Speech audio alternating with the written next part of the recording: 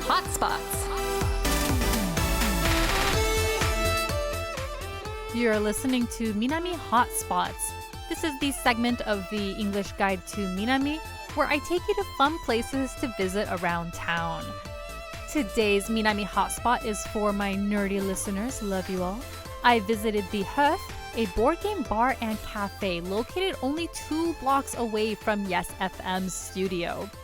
As a board game lover myself, I just had to visit. I talked to Jake, the founder of the Hearth, and a longtime chef. Hi, so my name's Jake. I've been a chef for about 24 years. That number's creeping up. And I always wanted to open up my own restaurant in Australia. I lived in Melbourne for about 20 years. One thing I realized in Australia is if you have ambition, you've got 2 options. You can forget about it or leave Australia. So I moved to Japan in 2011 and I started working at a fine dining restaurant called Montelato. And that was fun. I got to learn the Japanese way of kitchen, like working in a kitchen is very different from an Australian style. Anyway, I used that to get my feet in Japan, learn Japanese, and basically start saving, because the reason I moved to Osaka specifically, now I love Osaka, I like Japan, I love Osaka. Basically, a woman I met in my travels in 2008, she was very candid about the numbers, about kind of how much it costs to run a business in Japan. And it's doable here for a regular person. So, for example, when I was looking to open a restaurant in Australia, the liquor license alone was $1 million. Hence the statement before of forget about it or leave, because the liquor license here is significantly cheaper. And that's why the beautiful thing about that is that's why we have so many independently run restaurants, little tiny bars, all this kind of stuff that's not just main chains everywhere. So that's what I absolutely love about this place. And it's allowed me to be able to do this. Now, when I started living here, I was living with a fellow named Graham, who, if you come to the Hearth, you'll see his face all over the place because he helped build the place with me. And I was living with him, and he had we have a large amount of games, and about half of them were, all of the games are his. He owns the games and is the games manager. And while we were living together, we had about 16 Kallax box worth of games. So we had a lot of games. And yeah, we just played games with our friends. That was board gaming was just our community. And with my thing of always wanting to open up my own restaurant, kind of morphed, because as I got older, I also didn't want to have the stress of owning a restaurant. Especially in Japan, where things are run a fair amount different. Board game cafes are springing up all over the world. I put together, business plan and all this kind of stuff and just made it happen. That was my dream, and I was able to follow through with it.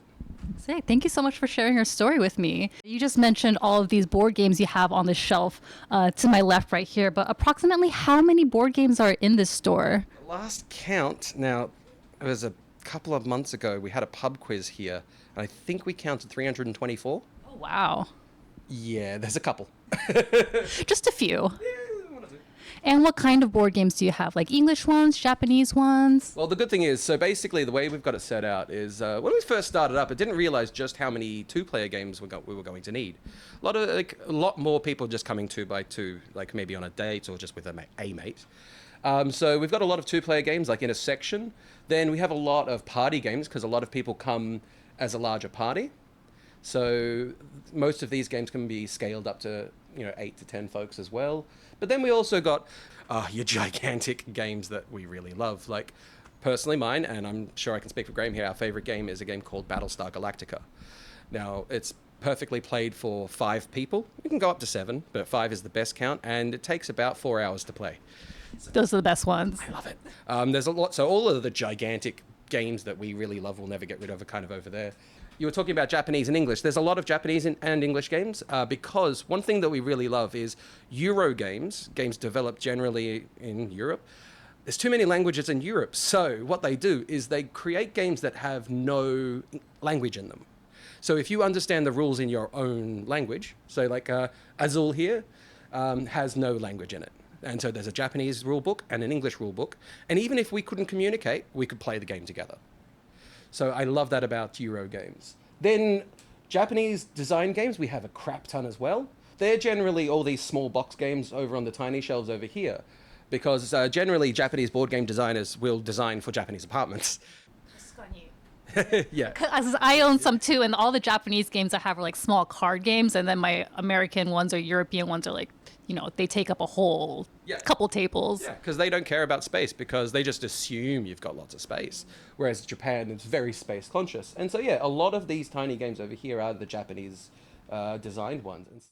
And I see that, the games here are kind of organized by genre in the shelves, but if we are looking for a very specific one, is there like a searching website, or should we just ask the store people? Well, actually, website-wise, if you go to the Hearth, Osaka.com, and you go over to the board game section, you can... the list in there is mostly updated.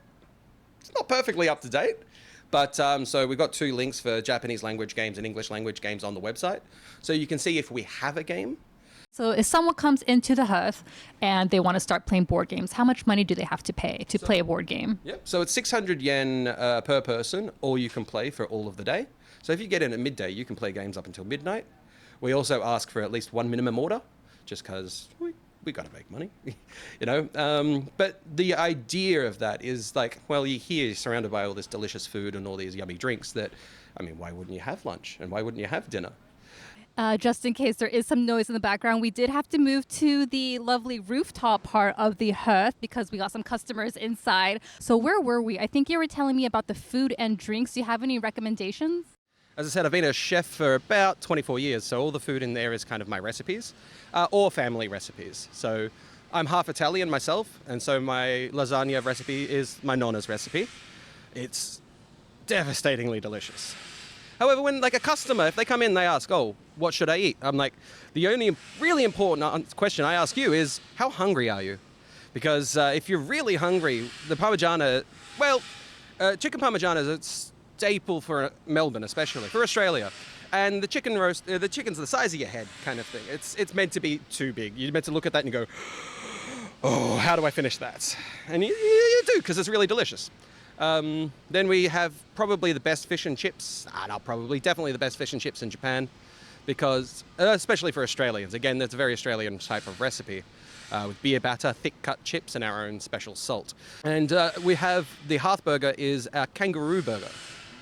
And I love it because people freak out a little bit. It's like, oh, is the burger really kangaroo? And I'm like, yes.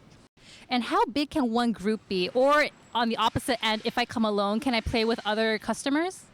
So large groups, we take large bookings. Now that you're on the rooftop, you see we've got plenty of space. For example, we have an 11-person booking on Friday up here. And that's not as big as it could be. We've had 28 to 30 people up here before for kind of larger parties. We do private functions as well, though of course there is charges. We do nomi hodai for private events. We do barbecue events and things like that. So we're very, very flexible. Then on the other end, if you come by yourself, I recommend coming on a Tuesday night. We do a meetup.com event called Board Gaming for All. And basically that is a specific night to come. Well, there's no charge rather than the regular board game charge, but we do tend to have a host, and kind of specifically that night is to come and meet new folks and play games with people or create your own new game group or something like that. Sick. And I think you kind of answered my next question, but what's kind of the myoku of the Hearth? What makes it special? Why should people come here? Well, firstly, the atmosphere. And if we were downstairs, and if you'll see from some photos, no matter where you look in the Hearth, you'll see something new, and especially nerdy. The other factor is we're very LGBTQ inclusive. We fly the flag at the door as a kind of filter for any jerks. They can go away. We're incredibly unique in terms of there's nowhere like us in Osaka or Japan. There are other board game spaces, but they don't offer food or drink like we do. It's just such a nice vibe of kind of you're doing something while drinking. And I think the next generation of people coming up, they're not looking to just go to pure bars anymore. Like, they're going to events, sure, like DJ events and all this kind of stuff, but just bar. I think that kind of just drinking culture is getting less and less. That was an interview I did with Jake, the founder of the Hearth, a board game, bar, and cafe located in Minami, right outside of the Namba station. Their day off is Wednesdays, but besides that, you can find them from 12 to 12, so afternoon to midnight. They have board game nights on Tuesdays that are pretty easy to go if you are a single board game player. but you are always welcome there. I'm going to be sure to visit there, and I hope you guys will too. Keep it locked to Yes FM. This is the English Guide to Minami with Zoe.